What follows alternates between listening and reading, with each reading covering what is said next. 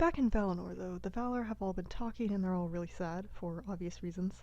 And when that messenger comes back and tells Manwë what Fëanor said in response to them telling him not to leave, Manwë is pretty depressed. But he says, hey, maybe some good will still come out of this, like Ilúvatar always said.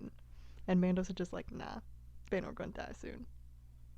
But now the Valar hear that the Noldor have indeed made it back to Middle-earth, and so they decide to start doing some of the stuff they had been talking about to fix all the bad stuff that Morgoth caused. So Yavanna and Nienna spend a lot of time singing and crying on the mound where the two trees were, and for a while it seems like nothing's happening and the trees are beyond hope, but at last two little shoots come up. Yavanna takes these and gives them to Aule, who makes them into two bright lamps.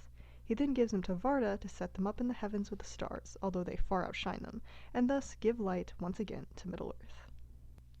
The Valar pick two Maiar to drive these lamps through the skies. They pick a girl named Arian to drive the sun and a guy named Tilion to drive the moon.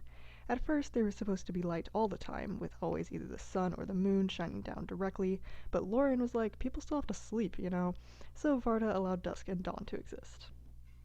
Morgoth is pretty freaked out by this, and when the sun rises he's all like, my eyes, I can't see! So he really hates the sun, and so do his servants. So he always tries to cover them up with smoke and nasty fumes and all kinds of air pollution. The Valar are pretty sure that the sun won't just hold him off forever though, and they don't really want to make war on him yet and ruin the world again, so instead they extra fortify Valinor, raising the mountains even higher and setting up way more guards and watches. They also set up a mist of sorts about the shores of Aman so that no sailors could ever make it through safely. All except one, that is, but you won't learn about that for a long while.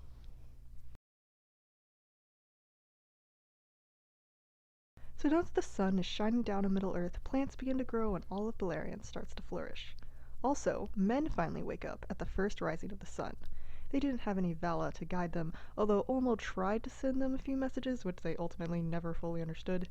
Eventually they did meet the elves, but these were the dark elves who had never set off on the journey to Valinor, so they were not quite so high, so to speak, as the Noldor or the Sindar. The book then mainly goes on about how men and elves differ, how men are mortal and that they have a different destiny than elves that stretches beyond the halls of Mandos. See, when elves die, their spirits go to the halls of Mandos where they wait to be reborn into new bodies. But nobody knows what happens to men when they die. Ultimately, there won't be too many men in these stories, but they're still pretty cool. But by now you're probably thinking, when the heck are we going to get back to the Noldor? And all I can say is keep an eye out for the next video.